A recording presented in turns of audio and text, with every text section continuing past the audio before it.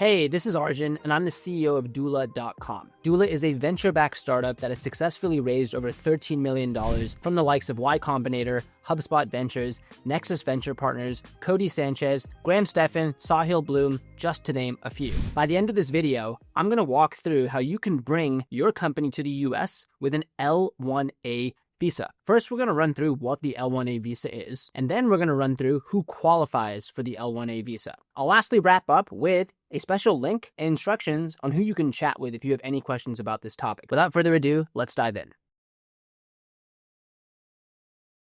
If you're looking to expand your foreign startup into the US, you want to hear and you want to understand the L-1A visa. Now, although the L-1 is most well known as a visa favored by large multinational companies, it is also a viable choice for a startup launching a new office in the United States. Let's start by covering the L-1A work visa for executives and managers. Now, this video and the post on our blog is actually a guest post from our friends at Legalpad, so check out that blog post, and I'm going to share a link to chat with them at the end. You do not need a US work visa to create a US entity for your company, and you don't even need to be in the US to incorporate. However, if you'd like to work for your startup in the US, you will need to secure a non-immigrant work visa. The L-1 visa is one of the many work visas for startup founders and startup employees. Now, what makes the L-1 stand out? Path to a green card. The L-1 is a dual intent visa, which means applying for a green card on the L-1 is straightforward. It also means you can travel internationally while your green card is processed without filing for advanced parole. Work authorization for spouses. If you have a spouse, they will be allowed to work for any US employer while you are on your L-1.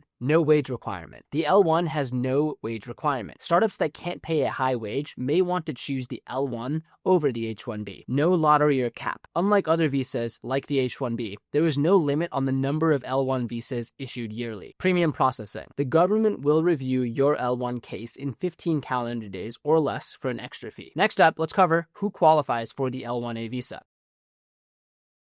There are two aspects to qualifying for the L-1 visa. You must have worked for a foreign company with a qualifying relationship, that's parent, subsidiary, brand, affiliate, or sister company of your foreign company. And this must be in relation to the US company for at least one continuous year within the past 3 years. You must have been employed in a managerial or executive role at the foreign company and offered a similar position at the related US company. You may be wondering, who is considered a manager or who is considered an executive? Let's define these. When you hear the term manager, you might be thinking of a person who then manages direct reports. People managers can qualify for the L-1 visa. Functional managers may also be eligible. A functional manager is an employee who oversees critical functions within the company. Now let's define executive. An executive has a wide latitude to make decisions. For example, a vice president of operations or a director of sales. Those would both fall into the executive bucket. Lastly, let me touch on some alternative US work visas.